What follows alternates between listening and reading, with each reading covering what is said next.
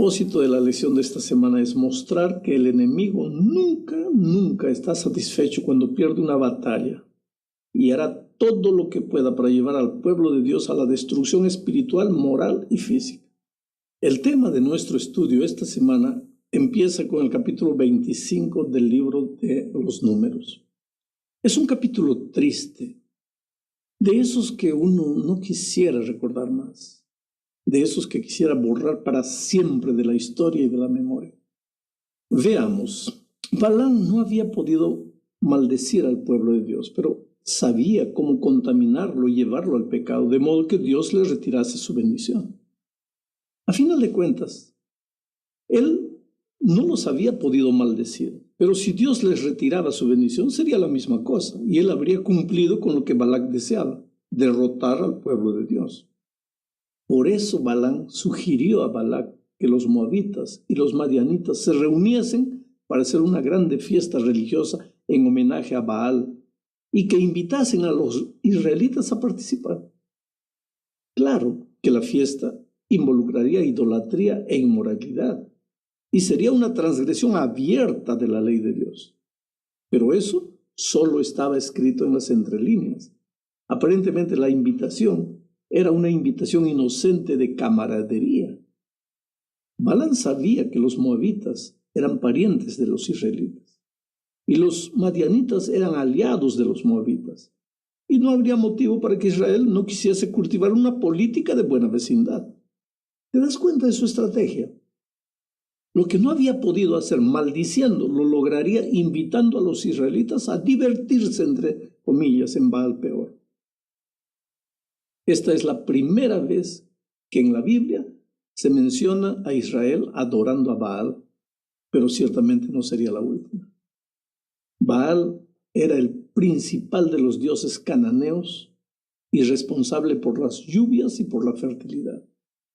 A partir de entonces, cada vez que los israelitas se veían en problemas por falta de lluvia, buscaban con frecuencia la ayuda de Baal en lugar de arrepentirse y buscar la ayuda de Dios. Mira cómo es el pecado. Los rituales de fertilidad y culto a Baal que los cananeos realizaban involucraban prostitución masculina y femenina. Y en su palabra Dios prohibía abiertamente tanto la idolatría como la prostitución. Dios esperaba que Israel recordase que ellos eran un reino de sacerdotes separados por Dios para un glorioso destino y que tenían también una alianza de amor y de fidelidad establecido con Dios.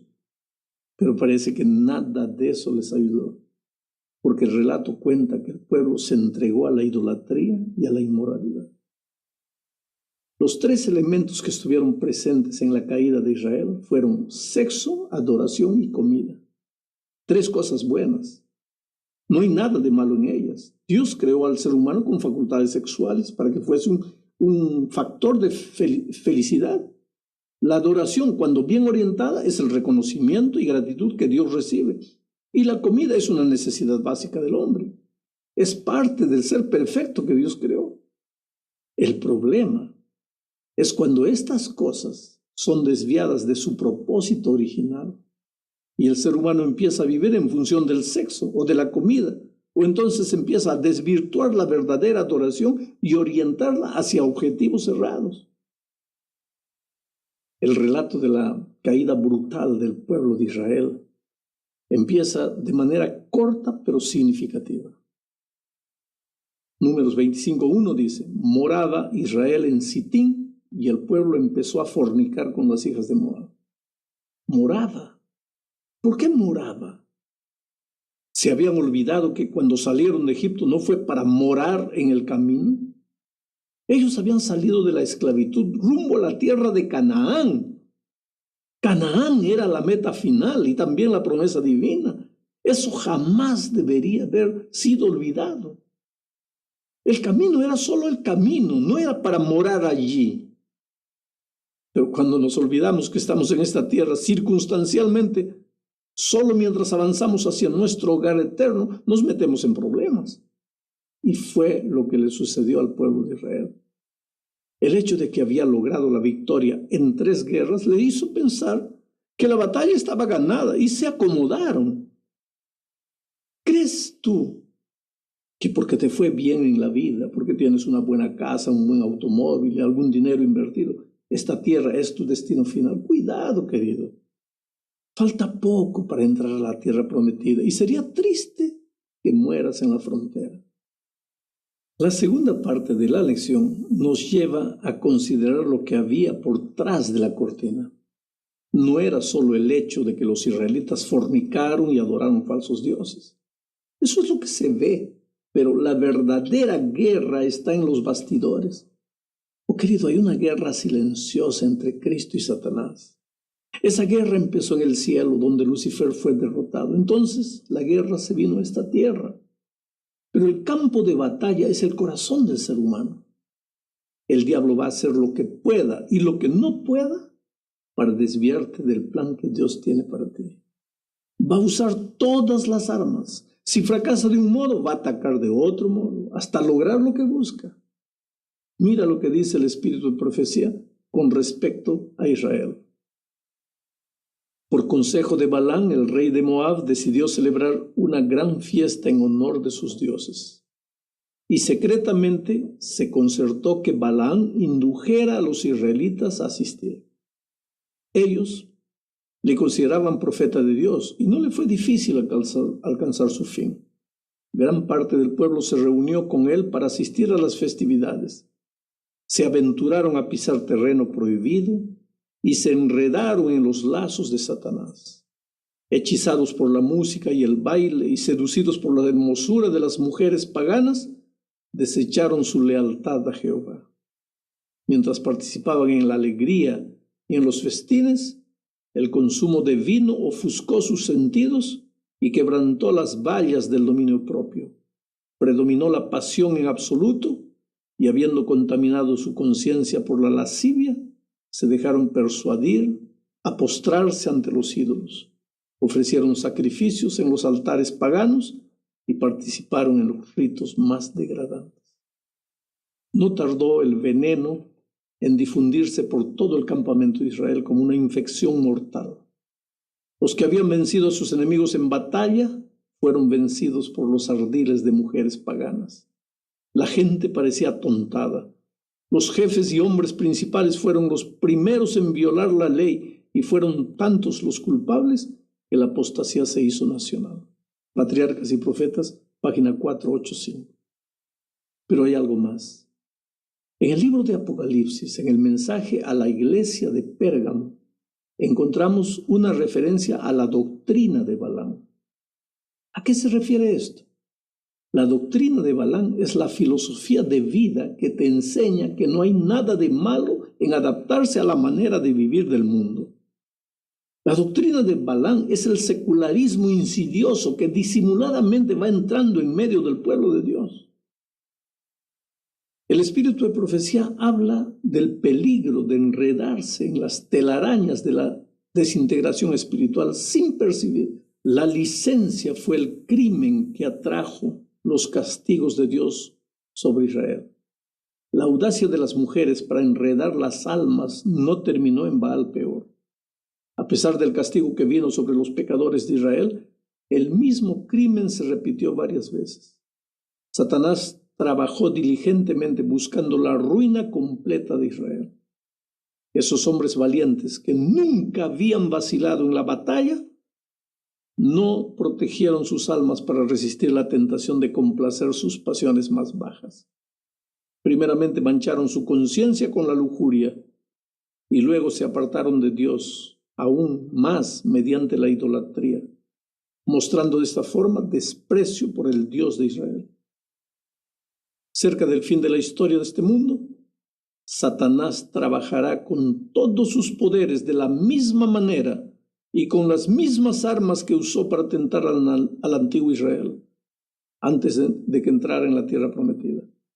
Preparará trampas para aquellos que dicen guardar los mandamientos de Dios y que están casi al borde de la Canaán celestial.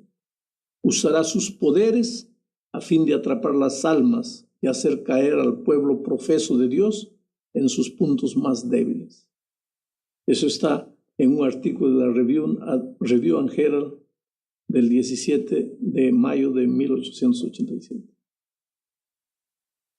Entramos ahora a ver las tristes consecuencias del pecado. Todos le llaman castigo.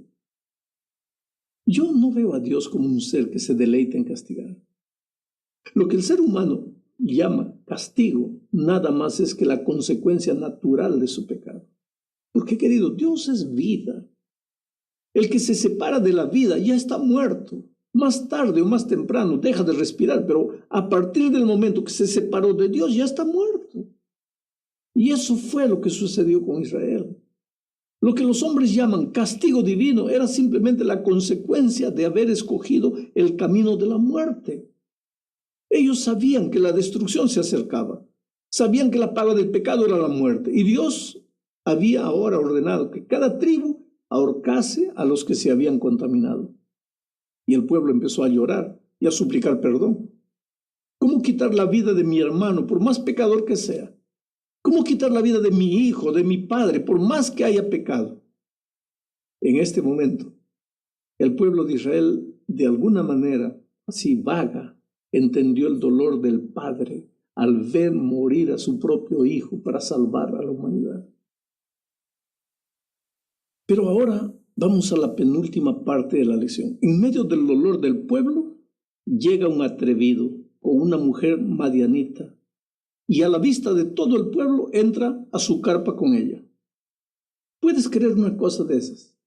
El pueblo llorando delante del resultado del pecado y este hombre con la conciencia endurecida pecando a vista de todo el mundo. Entonces apareció Fineas, nieto de Aarón. Entró a la tienda del pecador. El contexto nos da a entender que estaba en pleno pecado. Y Fineas lo atravesó con la lanza y en ese preciso momento paró la ira divina. ¿Sabes, querido? Lo peor que le puede suceder al ser humano es endurecerse contra Dios. Creer que el pecado no es pecado. Perder la conciencia de lo que desagrada a Dios y jugar con las órdenes divinas. Dios no puede aceptar eso de ninguna manera. Es verdad que el relato de la muerte de este hombre parece grotesca, pero hay que tener en cuenta primero que era Dios el que gobernaba a Israel y él jamás se equivoca. En segundo lugar, hay que saber que Israel vivía la cultura de la guerra, por así decirlo. Eran otros tiempos. Nadie hoy debería sentirse en el derecho de volverse un Fineas y comenzar a golpear a los pecadores. La disciplina eclesiástica es una realidad de la vida de la iglesia. Debe ser hecha con amor y oración y asimismo corremos el peligro de equivocarnos. Aquel día murieron 32,000 israelitas en el campamento de Israel. ¡Qué tragedia! Pero ahora llegamos a la última parte de la lección. Abarca el capítulo 31 del libro de Números, donde se relata la destrucción de los madianitas. Lo que choca en este capítulo es la crueldad con que ellos fueron destruidos. No quedó uno vivo. Mueren todos, hombres, mujeres, niños. ¿Por qué? Ninguna explicación puede satisfacer las preguntas que la mente humana se haga. Pero quiero presentar 4 puntos que pueden atenuar el asunto. Primero, Dios es la vida. Y el que voluntariamente se separa de Dios escoge la muerte. Segundo, al leer Levítico 18 encontramos lo siguiente. Habla a los hijos de Israel y diles, yo soy Jehová vuestro Dios. No haréis como hacen en la tierra de Egipto, en la cual morasteis, ni haréis como hacen en la tierra de Canaán a la cual yo os conduzco, ni andaréis en sus estatutos. Levítico 18, 1 y 2. ¿Qué es lo que hacían los cananeos entre los que estaban incluidos los madianitas? Lee todo el capítulo 18 de Levítico y verás. Era una gente sin escrúpulo, pecador hasta el punto final. Por lo tanto, aquel pueblo había perdido el derecho de la vida. Lo que vivían ellos no era vida. En tercer lugar, Dios tuvo mucha paciencia antes de permitir que ellos dejen de respirar. Fueron más de 4 siglos de espera y ellos hundiéndose cada vez más y más y más. Y en cuarto lugar, ellos murieron de la manera más humana, entre comillas, para aquellos tiempos. Hoy puede horrorizarnos, pero en aquellos tiempos era casi natural. En aquellos tiempos la gente vivía la cultura de la guerra. Una cosa es clara para mí. La única manera de permanecer vivos es vivir en comunión con la persona viva. Separados de la persona vida ya estamos muertos. El parar de respirar va a ser de alguna manera, pero eso es un detalle, ya estamos muertos. La vida sin Cristo es muerte. La vida sin Cristo es locura, es desesperación, es vacío. La vida sin Cristo vale poca cosa. Por eso hoy es el momento de entregarle la vida.